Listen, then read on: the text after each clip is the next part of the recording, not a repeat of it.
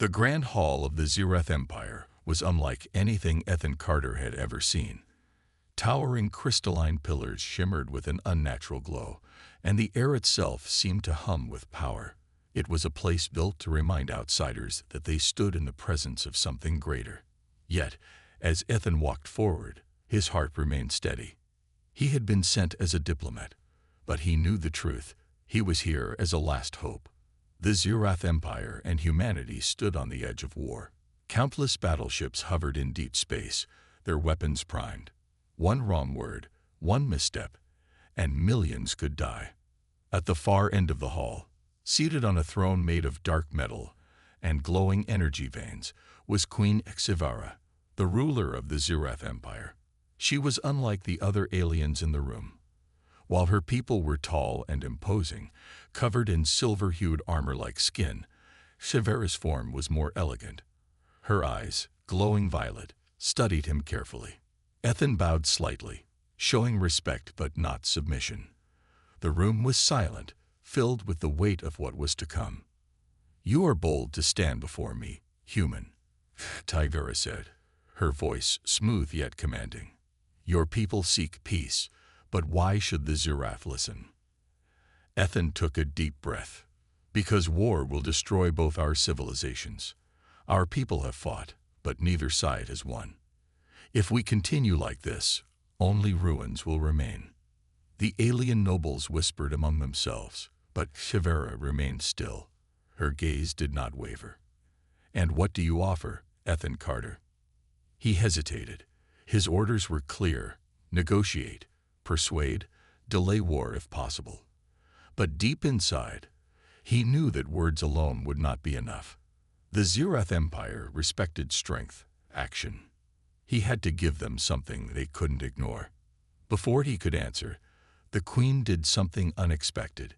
She raised her hand, silencing the nobles, and leaned forward. "I have studied humans. Your resilience, your determination, your capacity for loyalty." She tilted her head. "I admire that." Ethan narrowed his eyes. "What are you suggesting, Your Majesty?" The room grew even quieter. Then, in a voice that only he could hear, she whispered, "Marry me, human, and I will cherish you forever." Ethan's breath caught. He must have misheard. Marriage? This wasn't diplomacy. This was something else entirely. Scifi leaned back, watching him carefully. The nobles looked just as stunned as he felt. Some of them even looked outraged. Clearly, they had not expected their queen to say this. This is unexpected," Ethan admitted. Scifi's lips curved into a small smile. "You are surprised. That is good. It means you understand the weight of my words." He straightened. "Forgive me, but why? A political alliance." Her expression grew serious. "More than that. My rule is fragile. Many within my empire believe we should crush humanity, take what is ours. But I know that war will only bring suffering. If I marry a human, it will bind our people together in a way no treaty could." Ethan's mind raced. If he accepted, it could change everything. No war, no needless destruction. But it also meant tying himself to an alien empire, to a queen whose true motives were still unclear. He glanced around. Some nobles watched him with cold eyes, their hands resting near their weapons. If he refused, there was a very real chance he wouldn't leave this hall alive. Scifi must have sensed his thoughts because she spoke again, this time softer. "I offer you more than survival, Ethan Carter. I offer you a future, a place beside me, where together we can shape the fate of two species." The words carried weight, a promise and a challenge all in one. Ethan took a slow breath. He had come here as a diplomat. He had prepared for talks, arguments, negotiations, but not this. And yet, in HFY's eyes, he saw something unexpected. Not just calculation, not just strategy. Hope.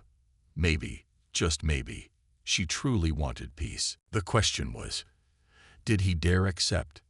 Ethan Carter stood frozen in the grand hall of the Zireth Empire. The words of Queen Exivera still echoed in his mind. "Marry me, human, and I will cherish you forever." It sounded like a dream, or maybe a trap. The nobles around them looked either shocked or furious. Some whispered among themselves, while others glared at him as if he were a cockroach that had crawled onto their feast table. Ethan cleared his throat. "Your Majesty, I need to understand. Why me? You have powerful warriors, strategists, and rulers in your empire. Why choose a human?" Scifi stood from her throne, descending the crystal steps slowly. The hall fell silent. "You are not like my nobles," she said, her violet eyes locked onto his. "You see beyond conquest. You fight not for power, but for survival. That is why humanity resists us so fiercely." She stopped in front of him, her towering form graceful yet commanding. "If I take a human as my mate, it will prove that we do not need war. It will show both our people that we can unite instead of destroy each other." Ethan's mind raced. A political move, a strategy to prevent war. But was that all? He glanced at the nobles again. Their expressions ranged from disgust to barely restrained rage. They did not approve of this idea. If Exivera was truly serious about this, she was taking a risk. And so was he. "I appreciate the offer, Your Majesty," he said carefully. "But this is not a simple decision. If I accept, there will be consequences, for me and for you." Scifi smiled slightly. "You are wise to be cautious." She turned and walked back toward her throne, speaking as she went. "Tonight, there will be a feast. Come, eat, drink, and think." She looked back at him, her gaze sharp. "But know this, if you refuse, I cannot guarantee your safety." Ethan swallowed hard. That wasn't a threat. It was the truth. The feast of fate. The dining hall was a spectacle of alien luxury and danger. A long table stretched across the room, covered with exotic dishes, some of which glowed, others still moving on their plates. Strange, shimmering drinks filled ornate glasses. Ethan sat at one end of the table, with Exivera seated at the head. Her nobles filled the space between them, their expressions polite but their eyes cold. "Eat, human," said one noble, a broad-shouldered warrior with silver-plated skin. His voice was thick with mockery. "Or does Earth's food not prepare you for real cuisine?" Ethan smirked and picked up a small fruit-like object. He bit into it, tasting a burst of sweetness, followed by a sharp electric tingle on his tongue. Exivera watched him with amusement. "Not everything in our empire is meant to kill you, Ethan Carter." "Good to know," he replied, still wary. As the feast continued, the conversations around him grew more intense. Some nobles spoke of battles, of past victories against humans. Others whispered of betrayal, of a queen who had lost her warrior's spirit. Ethan caught bits of hushed voices. "She is making a mistake. A human. Weak. This cannot be allowed." He felt the weight of their hatred pressing down on him. They didn't just dislike him, they wanted him gone. Scifi, however, seemed unconcerned. She sipped her drink, watching him carefully. Finally, she spoke. "I wonder, Ethan Carter." She set her glass down. "Do you fear me?" The hall went silent. All eyes turned to him. Ethan met her gaze. He thought about the war, the deaths, the threat of annihilation hanging over humanity. He thought about the power she held, the way her voice alone could command fleets to attack or stand down. But then he thought about the way she had looked at him, not with cruelty, but with curiosity, perhaps even something more. So he answered honestly, "No, I don't fear you." The nobles gasped. A few even stood up, furious. One of them slammed a fist onto the table. "This is an insult." Scifi, however, only smiled. "Good. I do not want a husband who trembles before me." The noble who had slammed the table turned to her. "Your Majesty, surely you don't expect us to accept this madness. He is human. We cannot trust."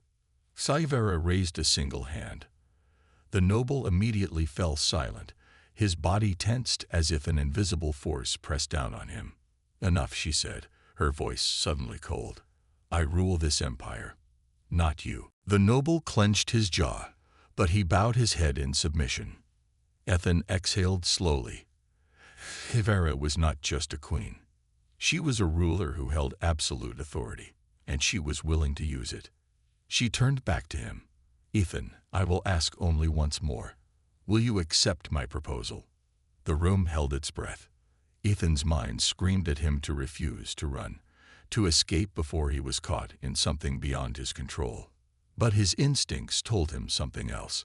He looked into Hivera's eyes and saw a woman carrying the weight of an empire, yet choosing a path no one else dared to take.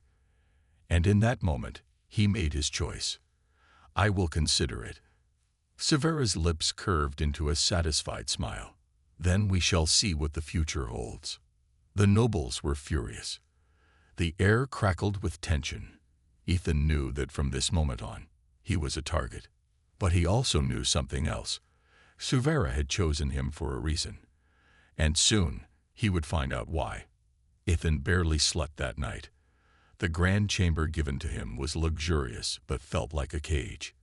The soft alien silk of the bed, the shimmering lights in the ceiling, and the faint hum of energy fields securing the palace. It was all too perfect, too controlled. He wasn't just a guest. He was a prisoner with golden chains. His mind replayed everything from the feast, the looks of hatred from the nobles, the silent threats in their eyes. Hivera had chosen him, but the rest of the empire hadn't. If he stayed, he would be in constant danger. If he refused, he wouldn't leave this palace alive. A knock on the door snapped him from his thoughts. Before he could answer, the door slid open, and a tall Zirathian warrior stepped inside. The warrior's silver armor gleamed under the pale lights. His black eyes locked onto Ethan with thinly veiled contempt. "You are summoned," he said. "The queen wishes to speak with you." Now, Ethan stood up, straightened his tunic, and walked toward the door. He could feel the warrior's eyes on him, watching, measuring, waiting for a mistake. The moment Ethan showed weakness, they would strike. The queen's secret plan. Hivera stood in her private chamber, gazing out of the massive glass window. The palace overlooked the city, a sprawling metropolis of floating towers and glowing streets. Even at this hour, ships zipped through the sky like shooting stars. She turned as Ethan entered. Her expression was unreadable. "You did not sleep well," she observed. Ethan gave a dry chuckle. "Hard to sleep when half the empire wants you dead." Hivera's lips curled slightly. "A fair point." She motioned for him to sit. He hesitated but obeyed. "You are a strategist, Ethan Carter," she said. "A survivor. You know the dangers you face." "Of course," he replied. "Your nobles hate me. Your warriors want to kill me. If I accept your proposal, I become a target for every faction that opposes peace with humanity." Hivera tilted her head, studying him. "And yet, you have not run." Ethan sighed. "Because I want to know why." "Why what?" "Why me?" he asked. "Why risk everything for a human?" Hivera was silent for a moment. Then she spoke, her voice softer than before. "My empire is powerful, but power does not last without change. For centuries, we have conquered. We have crushed those who stood in our way. But now, we face a war that will never end." Ethan listened carefully. "You humans are different," she continued. "Your kind should have fallen. You should have surrendered long ago. But you didn't. You fought. You adapted." She took a step closer, her golden robes flowing like liquid fire. "If we continue this war, my empire will bleed itself dry. But if we unite, if I show my people that even a human can be worthy of standing beside me, then maybe we can build something greater." Ethan narrowed his eyes. "So this marriage is about survival." "It is about more than that," she said. "It is about shaping the future, together." For the first time, Ethan saw something in her eyes, hope, determination, and perhaps a flicker of something deeper. But before he could respond, a sudden explosion rocked the palace. The assassin's strike. The walls trembled and alarms blared. Stivera's expression hardened. "They are making their move," she said. Ethan's instincts kicked in. He followed her as she strode toward the exit. Outside, guards were already mobilizing, weapons raised. Smoke drifted in the air, and through it, Ethan saw dark figures moving with deadly precision. Assassins. A guard ran toward HFY. "Your Majesty, the eastern wing was hit. There are intruders inside the palace." Severa's eyes burned with fury. "Protect the throne room. Kill anyone who dares step inside." The guard bowed and rushed away. Ethan clenched his fists. "This attack, it's because of me, isn't it?" Stivera gave him a sharp look. "It was always going to happen. You are just the excuse they needed." A shadow moved in the hallway. Ethan barely had time to react before a blade slashed toward him. He dodged, feeling the sharp edge graze his skin. The assassin lunged again, but this time, Ethan grabbed a fallen guard's weapon and countered. Their blades clashed, sparks flying. The assassin was fast, but Ethan had been fighting for survival long before he ever came to this empire. Stivera moved like lightning, cutting down another attacker with deadly precision. More guards stormed in, pushing the assassins back. Within moments, the battle ended. Bodies lay across the polished floor, the air thick with tension. Ethan wiped sweat from his brow. That was close. Stivera turned to him. "This is only the beginning. My enemies will not stop." She stepped closer, looking into his eyes. "Now you understand.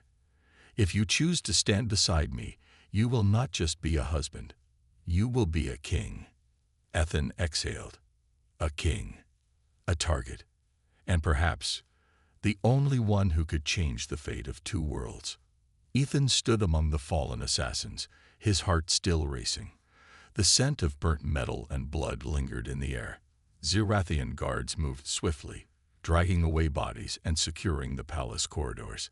Stivera turned to him, her golden eyes filled with an emotion he couldn't quite name. "You fought well," she said, "for a human." Ethan exhaled, gripping the hilt of his weapon tighter. "I didn't have a choice." The queen's lips curved into a slight smile. "There is always a choice." But before Ethan could respond, one of the surviving guards approached and knelt before HFY. "Your Majesty, we have captured one of the assassins alive." Ethan's eyes narrowed. Finally, a chance for answers. "Bring him to the throne room," HFY commanded. The captured assassin. The throne room was grand, with tall crystalline pillars and a floor made of shimmering black stone. At the center stood HFY's throne, carved from an ancient Zirathian warship, a symbol of her unchallenged rule. But tonight, her rule had been challenged. Two guards dragged the assassin before her and forced him to kneel. His armor was dark, his face hidden behind a mask. Ethan could see the faint glow of energy restraints around his wrists, preventing him from using any hidden weapons. Stivera stepped forward, her gaze sharp. "Who sent you?" The assassin remained silent. Ethan sighed. "Do you really think staying quiet will help you?" He crouched down to meet the assassin's gaze. "They sent you to die. You must know that." The assassin's fingers twitched. Ethan had seen this before. A man caught between loyalty and survival. Stivera's voice softened, but it carried power. "Give me a name, and I will show mercy." A long silence followed. Then, the assassin finally spoke. "Lord Kelzor." The room tensed. Ethan didn't recognize the name, but he could see the flicker of rage in HFY's eyes. "Kelzor," she repeated, as if tasting the name on her tongue. "I should have known." Ethan straightened. "Who is he?"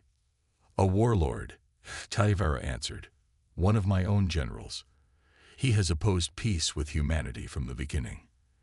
If he sent these assassins, it means he is preparing for something far worse." Ethan frowned. "A coup." Stivera's expression darkened. "Perhaps." She turned back to the assassin. Where is Kelzor now? But the assassin moved too fast, his head snapping forward, his teeth crunching down on something hidden inside his mouth. Within seconds, his body convulsed, and he collapsed, lifeless. Ethan cursed under his breath. Poison. Severa's jaw tightened. Kelzor knew we would capture one of his men. He made sure they wouldn't talk. Ethan ran a hand through his hair. The situation was worse than he had thought. A dangerous decision. An emergency war council was called. Taivera's advisors and generals gathered in a chamber filled with floating holograms of battle plans and planetary maps. Ethan was the only human in the room. A female general, her armor gleaming with battle scars, glared at Ethan. This all started when he arrived. Another noble sneered. Perhaps we should end it by removing him. Ethan leaned back in his chair. If I'm the real problem, why did Kelzor send assassins after Xivara too?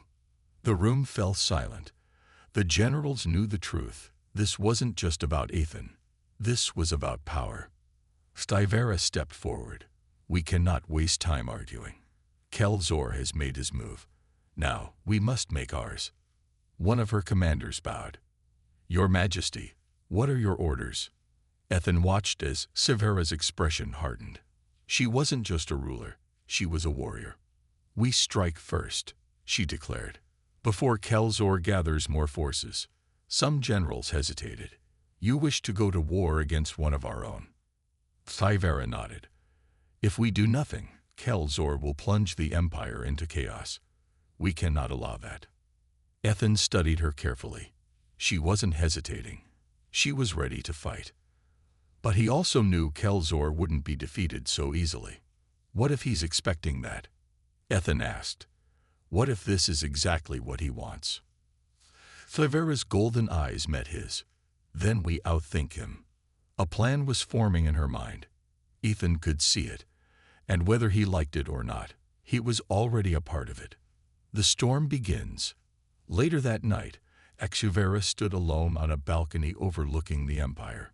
Ethan approached, the cold night air brushing against his skin. You really think this will work? He asked. Sivera didn't turn. It has to. Ethan sighed. And if Kelzor has more support than we think. She finally looked at him. Then we will fight. For a moment, there was only silence between them. The tension of battle, of uncertain futures, hung in the air. Then, Sivera's expression softened. You could leave, you know. Return to your people before it's too late. Ethan chuckled, shaking his head. Yeah, I could.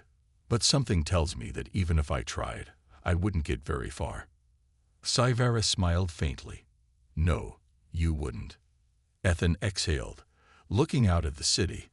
Guess that means I'm in this until the end. Sivera's voice was quiet but firm. Then stand with me, Ethan Carter. Not as my prisoner, nor as my enemy, but as my partner. Ethan turned to her. There was something in her eyes, something fierce, something real. And in that moment, he made his decision. I'm in, he said. Below them, the city lights shimmered like stars. The storm of war was coming. And this time, there was no turning back. The tension in the palace was like a coiled spring, ready to snap. Ethan could feel it in the air, the quiet murmurs of soldiers, the cautious glances exchanged between nobles, and the ever-present hum of warships preparing for battle. Sivera stood at the head of the war chamber, her golden eyes locked onto a holographic map of the Empire. Kelzor's forces were growing. The traitor controls 3 key sectors now. General Vorak reported, his deep voice firm. If we don't act soon, he will gain more support from the outer colonies. Sivera's expression remained unreadable. And what of the council? Have they responded? Another noble shook her head. They delay, as expected. Some fear Kelzor. Others hope to profit from this chaos. Ethan crossed his arms. This was worse than he thought. The war wasn't just about weapons. It was about politics, power, and control. We can't wait for the council, Ethan said. Kelzor is building his army now. We need to move before he becomes unstoppable. Fyvara nodded. I agree. We attack at dawn. A murmur ran through the room. The war was about to begin. A moment before the storm, as the meeting ended, Ethan found himself alone on the palace balcony. The city below glowed with energy, its towering spires stretching toward the stars. Footsteps approached. He didn't need to turn to know who it was. You don't have to fight, Ivera said quietly. You could still leave. Ethan smirked. We already had this conversation, remember? She sighed. I know, but I don't want you to feel trapped in my war. He turned to face her. Your war. He shook his head. Kalzor didn't just attack you. He attacked me. He attacked peace, and if he wins, he won't stop with you. He'll come for my people too. Fyvera studied him for a long moment. Then, slowly, she smiled. You are a strange human, Ethan Carter. Ethan chuckled. I get that a lot. The traitors strike. The plan was simple. Hit Kalzor's supply base before he could launch a full-scale invasion. It was supposed to be a swift, controlled strike. But nothing ever goes as planned. Ethan, Shivara, and a squad of elite warriors moved through the shadows of the enemy outpost. The air smelled of fuel and damp metal. Guards patrolled the perimeter, their glowing weapons ready. Cyvera gave a silent signal. The attack began. Ethan took out a guard with a precise shot, while Cyvera's warriors moved like ghosts through the night. Explosions ripped through enemy defenses as they stormed forward. For a moment, it seemed like they were winning. Then, the trap was sprung. From the cliffs above, hidden enemy ships descended like hunting beasts. The ground shook as Kalzor's reinforcements poured in. They had been expected. Betrayal unveiled. Fall back, Skyvara shouted, but the escape routes were cut off. Ethan fired shot after shot, covering their retreat, but there were too many. Kalzor's forces swarmed like a tide. And then, a familiar voice echoed through the battlefield. You thought you could outmaneuver me, my queen. Kalzor. He emerged from the smoke, tall and armored, his dark eyes gleaming with triumph. His troops held energy blades, surrounding Kaivara's warriors. Ethan clenched his jaw. They had walked right into his hands. Cyvera stood tall, defiant. You've made your move, Kalzor, but this war is not over. The warlord smirked. On the contrary, my dear queen, the war has just begun. Ethan gritted his teeth. They were outnumbered, outgunned. But this fight was far from over. The battlefield was chaos. Smoke and fire filled the air as energy blasts cut through the night. Ethan, Hejivara, and her warriors were surrounded. Kalzor's forces pressed in from all sides, their weapons glowing with lethal energy. Ethan gripped his rifle tighter. There was no way out. Kalzor stepped forward, his towering figure casting a dark shadow. His armor gleamed under the burning wreckage, and his cold eyes locked onto Xigara. You should have accepted your fate, my queen, he said, his voice dripping with arrogance. Your reign is over. Soivera didn't flinch. You underestimate me, Kalzor. And you underestimate humanity. Kalzor laughed. Humanity. That weak, fragile race. His gaze shifted to Ethan. Do you really believe this human can save you? Ethan smirked. Now he was just getting annoyed. I don't need to save her, he said. She can handle herself. Kalzor's amusement faded. He raised a hand, signaling his troops. The order was clear. Capture them alive. The enemy forces surged forward. Ethan had only seconds to act. Escape against the odds.